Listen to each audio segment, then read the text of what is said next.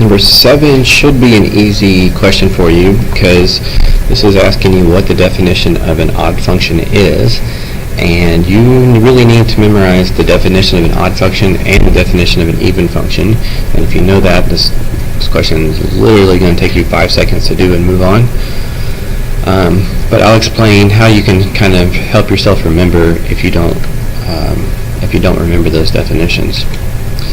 So the definition of an even function and an odd function, what you're doing is you're comparing the function plugging in x versus plugging in negative x.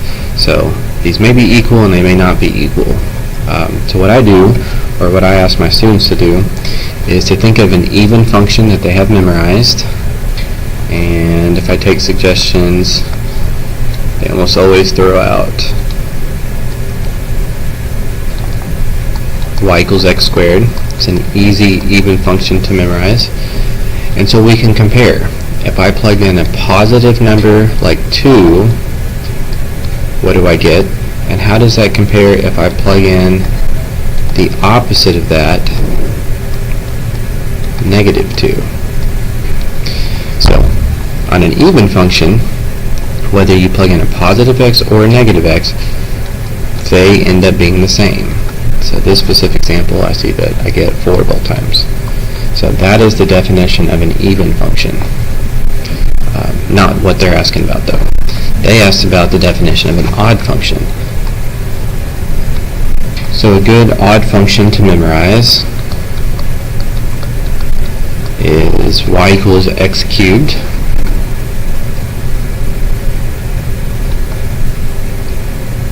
Looks something like that. And then you can kind of ask yourself the same question.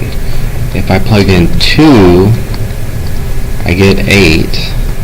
So what happens if I plug in the opposite x value? The opposite x would give me the opposite y. So the definition of an odd function says f of negative x is equal to the, it's not equal to f of x, that would be an even function. It's equal to the opposite, 8 versus negative 8. And that would work for any points that you tried. If you tried plugging in 1, 1, if you tried plugging in the opposite x, you're going to get the opposite y. And that will be true for all odd functions. So for us, odd function, f of negative x will be equal to the opposite of f of x. That needs to be choice B.